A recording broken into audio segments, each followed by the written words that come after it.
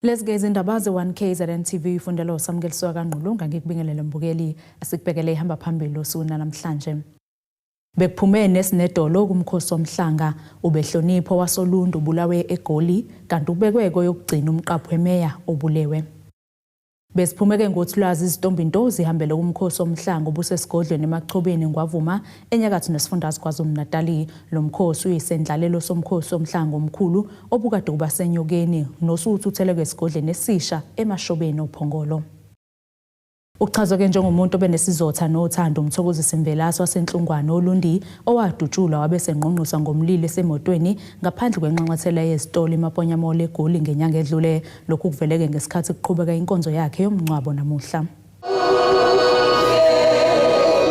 Izinkumbi zabantu kwesithameleke inkonzo umncwabo kaMthokozisi Mvelase owabulawa ngokudutshulwa wabesengqonqosa ngomlilo esemotweni ngaphandle kwenxanxathela yezitolo eMaponyamole eGoli ngenyanga edlule.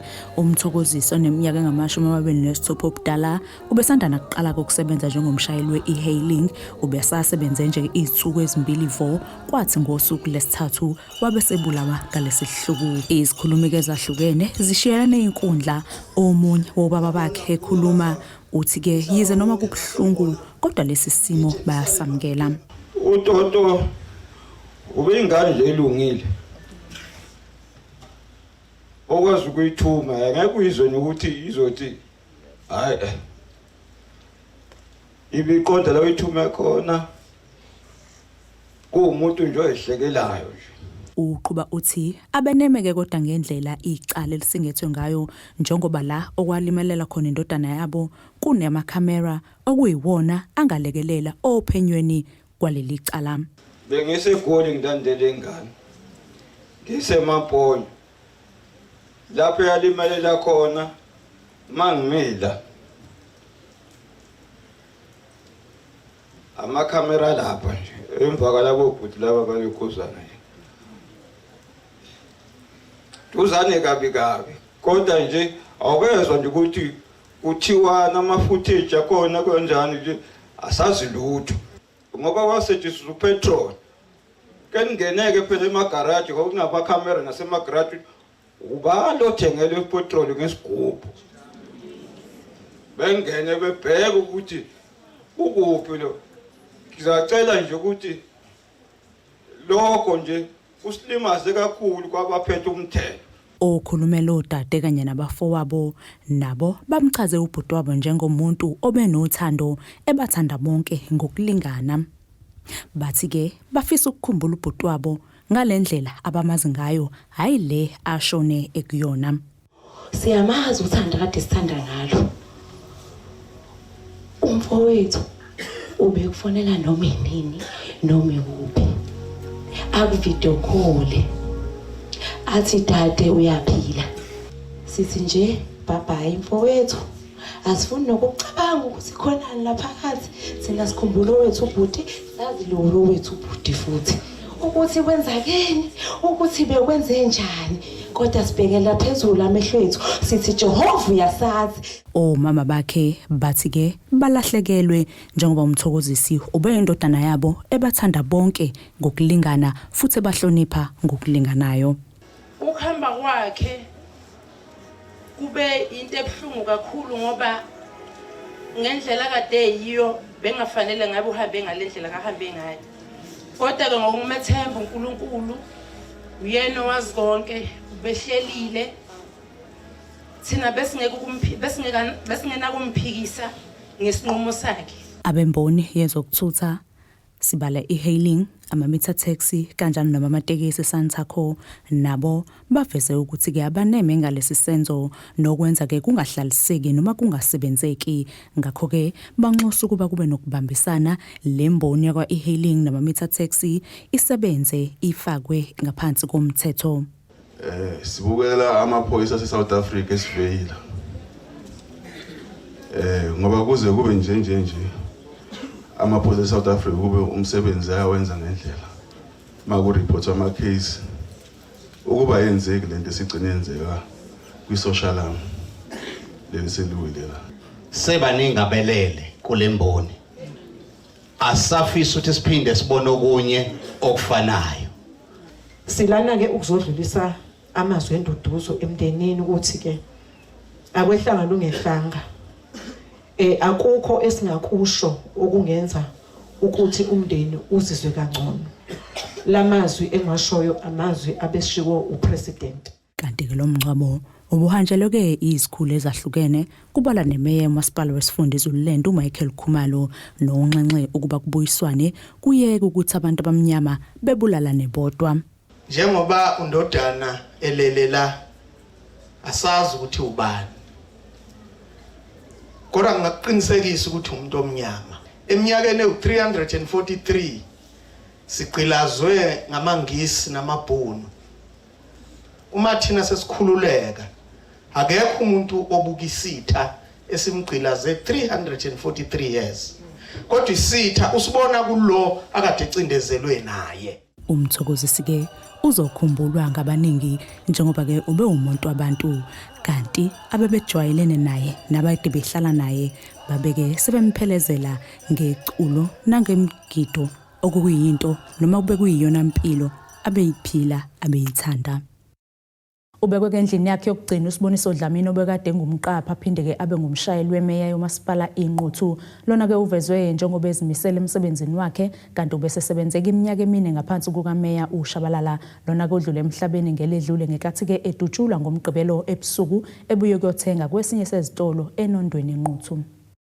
Imeya kaMasipala iNquthu Lindokuhle Shabalala uthi babonga ukubambisana nomndeni njengoba bekufihlwa lowo obengumqaphi wakhe. Idlulisa nje ukuthokoza ukubambisana nomndeni walapha ekhaya kwaDlamini umfowethu umfulongashi obekade engiqaphile ukuthi sibambisane kahle nomndeni ukuthi sikwazi ukumfihla ngesizotha. Sibonge nomphakathi futhi sibambisane nawo uphumile ngobuningi umphakathi nabe beqhamuke ekudeni ngoba bekuwumuntu wabantu ebesikade sisebenza naye kahle kakhulu. Esithi ke isifiso sethu esikhulu ukuthi ingalo yomthetho ingathi ingathola ukusebenza ngamandla akwazi ukuthi batholakala benzi bokubi ngoba ikhona ukuyosinikeza ukuthula emndenini nakithi ukuthi sazi ukuthi bekwenze njani ngoba akuyena umuntu obekade eziqhwanqhwanga noma engazwani namuntu. Sithi ke sibonga nje ukuthi sikwazile ukumbeka ngesizotha. Ilunga lomndeni lithi kubhlungu kuba ilunga lawo lihambe ngesibhamu. Umfana womfowethu uhambe ngokuzuma okukhulu esingakulindelanga wahamba ngesandla somuntu esingazi namhlanje ukuthi ubani siyaphumputha. Kodwa ke okukhulu kakhulu khamba kamntwana womfowethu uhambe sisenkingeni esingazi ukuthi sokwenza ngoba senguye yedwa ohambile kodwa kwathi ngenxa yendawo ade sebenza kuyo umeya ade phansi kwakhe emkhandlo waseNquthu uShabalala wenza into emangalisayo yokusithwala ngayo yonke indlela kusukela umsebenzi uqala wabambisana nathi kwaze kwaba namhlanje. Akukho esikhala ngakho nomkhandlu wonke lokho iviki lisuka lokho esilandelele lapha esishoda khona sibuze isixakeke ngani wasiza ngoba ubona nje ithende elingaka kungenxa yakhe. Kanti ke omunye wabasebenzi balomasipala uthi babonga indlela umkhandlo ongenelele ngayo. Sithanda ukudlulisa ukubonga okukhulu kumasipala waseNquthu kumhlonishwa umeya namakhansela onke udeputy mayor uspeaker ngokubambisana nomndeni. Sithanda ukubonga futhi ukubambisana kube khona kumphakathi wonke kanjalo nawo wonke ama-CPO aphansi kwamasipala waseNquthu. Sifisa sengathi umfowethu umoya wakhe ungaphumula ngokuthula. Siyanxusa kuhulumeni wesifundazwe ukuthi usilekelele ekuthenini uthole abenzi bokubi noma ngaba khona i-tax team abayijuthayo ukuze kukwazi ngoba lokho sikholela ekuthenini umndeni nawo ukuze ukwazi ukukhila uphole uyokwazi umndeni ukuthi uphole ngokuthi kubanjwe abenzi bokubi. Kubika uThobeka Dladla ezindabeni ze1KZN TV ngiseNquthu. Asithishelele etolo sebesiqhubeke nazo indaba zethu.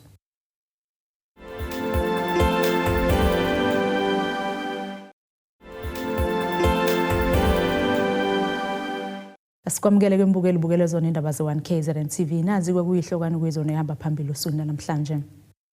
Bekuphume nesinedolo kumkhosi womhlanga ubehlonipho wasolundu bulawe eGoli kanti ubekweko yokugcina umqapho wemeya obulewe.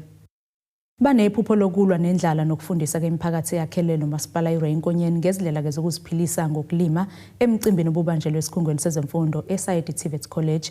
Imeya kulo masipala uZodwa Mzindle yethuleke uhlelo lwe-Youth Agripreneur Summit lapho kudluliselwe khona emphakathini izisiza okubala kwekuzo izimbewu amapayipi kanye nokunye. Ngaphansi kwesiqubulo esithi One Home One Garden, imeya yomasipala iRainkonyeni ithi abafune kubona muzi ongenayo ingadi. Umkhandlu waseRainkonyeni ube nesifiso sokuthi uhambela imizi ekhona la eQinabout. Akhona eQinabout kuphela, igama lakhe nje iyonke kuona wonke amawadi akhona la. Sinohlelo esilenzayo manje lapha yana kune summit ekhona eyenziwa lapha eLukhuzaneni egama lakhe college. Isifiso sethu bekuwukuthi senze One Home One Garden because siyabona ukuthi abantu abaningi baswele abasebenzi.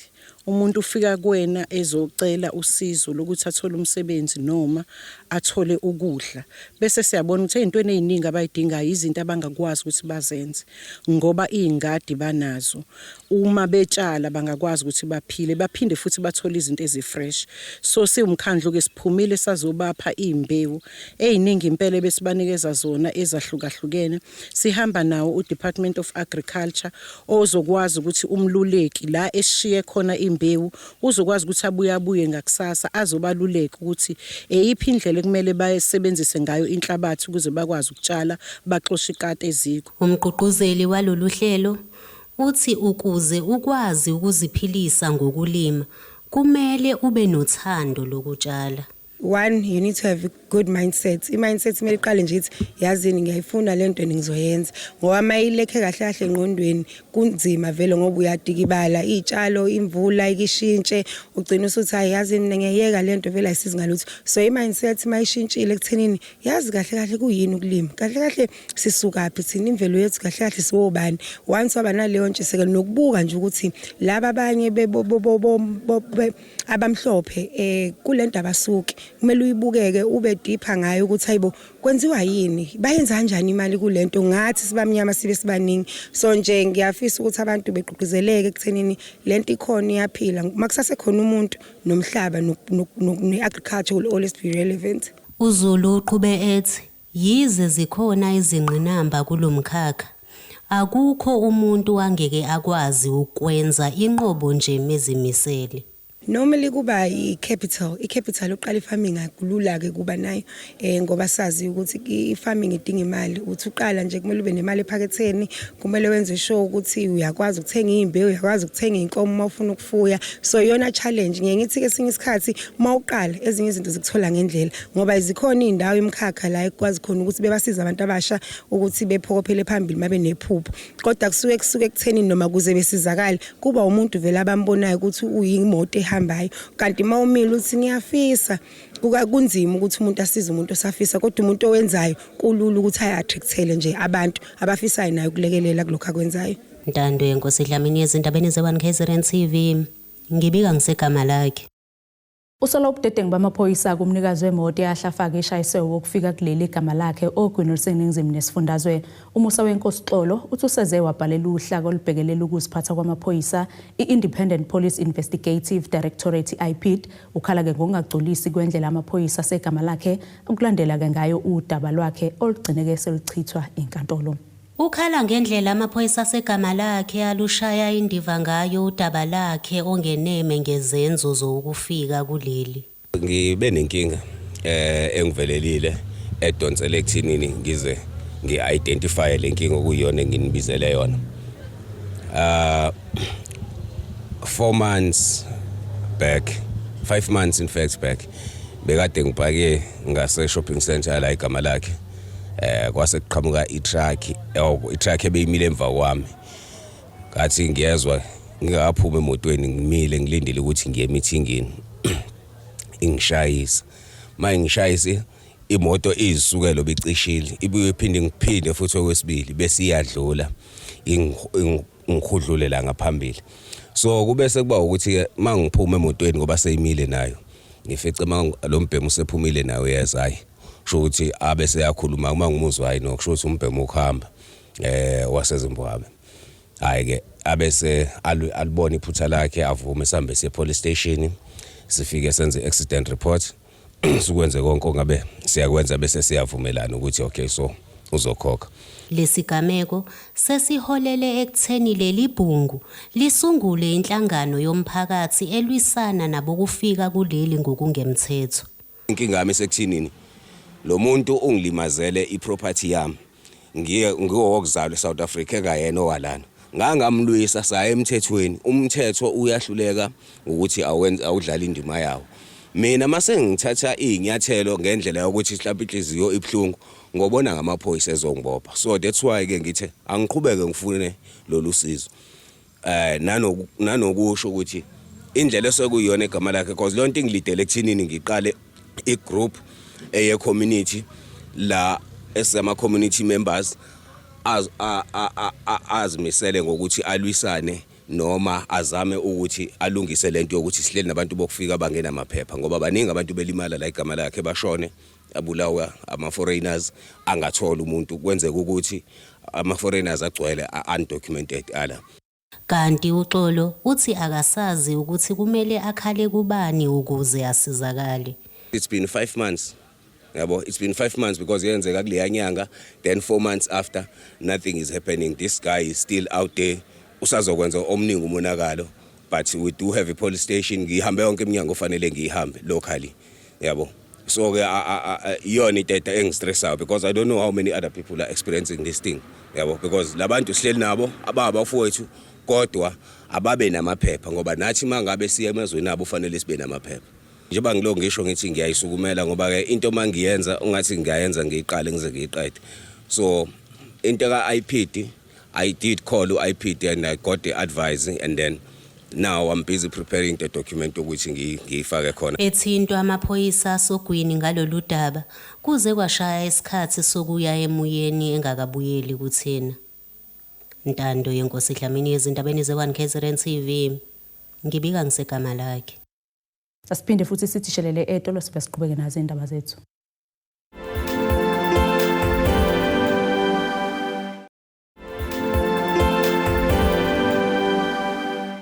Asiphinde ke sikwamukele imbukelo sabukele zona indaba ze1 KZN TV sikhumbuzo bekuyizona behamba phambili osuna namhlanje.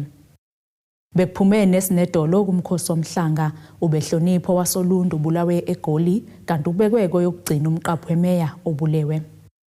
Ake sibheke ngosini yazomnotho. Izimakethe zakuleli zivale irandi lu-17.69 emaqhathiswa nedola libo 23.82 emaqhathiswa nopondo libo 20.66 emaqhathiswa neeuro igolide lona belu $3,528.18 ounce olungahluziwe wona u$66.99 umphongolo. Ake sibheke ngosini yezemidlalo. Iqembu leMilford FC lilwela ke ukunqoba isicoco seleague yeMotsepe Foundation Championship kulesizini esikhundleni sokulwela ukuyodlala kuma playoffs. iMilford ingelinye lamaqembu amabili aKwaZulu-Natal kwiMotsepe Championship kulesizini. Elinye iMidland Wanderers yaseMgungundlovu engomakoti kulesi sigaba. Lesizini edlule iMilford iqedeke endaweni yesithupha kwiLog yaphuthelwa ke yithuba lokuzibekisela indawo kuma PSL Promotion Playoffs. Ngesonto ledlule liguqiswe iCatholic Stars ngegoli elilodwa eqandeni esazihola phambili kwiLog Championship emidlalweni ke emibili esadlalwe kulesizini esanda kuqala. iMilford izobuya ngemuva kwekhefu leFIFA ngomdlalo wasekhaya neVenda FC ngomhla zi-13 kuyaphezulu. Nasike isimo sezulu sakusasa singalindeleka.